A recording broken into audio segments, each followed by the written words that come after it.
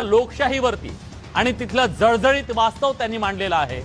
त्या पुस्तकातल्या काही मोजक्या घटना आज मी तुम्हाला दाखवणार आहे। त्या पुस्तकातले काही ज्या गोष्टी जिल्हाधिकाऱ्यांनी बीडची लोकशाही म्हणून त्यांनी काय सांगितलंय तर इलिसिट लिकर साठी बीड जिल्हा हा बदनाम आहे। कसा बदनाम आहे ते असं म्हणतात, एकूण 12 उत्पादन शुल्क इन्स्पेक्टरच्या ऐवजी इथं 2च असतात, बाकी इथं कोणी येत नाही। कारवाई फक्त कागदोपत्री। ढाबे आणि रेस्टॉरंटमध्ये रात्रभर दारूचा महापूर असतो। हे गुन्हेगारीची वेगवेगळी कारण बघा। नायगाव या मोरांच्या अभयारण्यातून मोर नो मोर झाले, त्याचं कारण बघा किती इंटरेस्टिंग आहे। इंटरेस्टिंग नाही, माफ करा, हे धक्कादायक आहे की मोरांच्या अंड्यांचा काळा बाजार इथं केला जातो।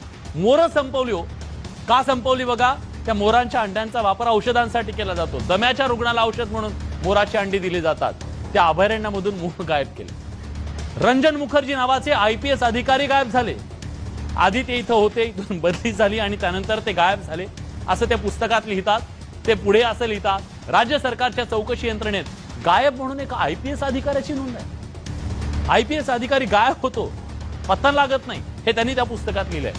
मोर्चा कुठलाही असो, कुणाचाही असो, चेहरे कायम बीडमध्ये सारखे असतात असंही त्यांनी लिहिलेलं आहे। त्यामुळे हुल्लडबाज जे आहेत ना, त्यांची एक इथं टोळी आहे आणि कायम ते आंदोलन करत असतात, खंडणी वसूल करत असतात असं त्यांचं म्हणणं आहे। बीडमध्ये तहसीलदार पदाचं काम स्वेच्छेनं कुणीच घेत नाही, कारण दमबाजी प्रत्येक अधिकाऱ्याला केली जाते।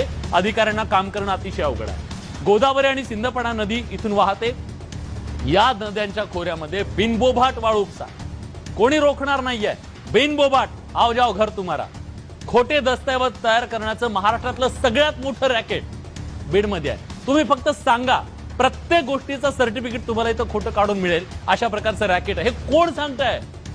जिल्हाधिकारी म्हणून काम केलेले अधिकारी सांगतात। अधिकारी आणि कर्मचारी या कार्यालयात अपवादाने आढळतात। ते ऑफिसला फारसं कधी येत नाहीत, अगदी तुरळक त्यांची उपस्थिती असते। ते काय करतात माहित नाही। बीडच्या लोकशाहीचं एक भयान वास्तव ज्यांनी सांगितलं ते सदानंद कोचे, बीडचे माजी जिल्हाधिकारी। मी केवळ त्यांचं पुस्तक वाचलं नाही, हे पुस्तक आज महाराष्ट्रासाठी आज मी त्यांना महाराष्ट्राच्या समोर आणलंय। ते आपल्या सोबत असणार आहेत, पण सगळ्यात महत्त्वाचं या सगळ्यातून काही मूलभूत सवाल निर्माण झालेत।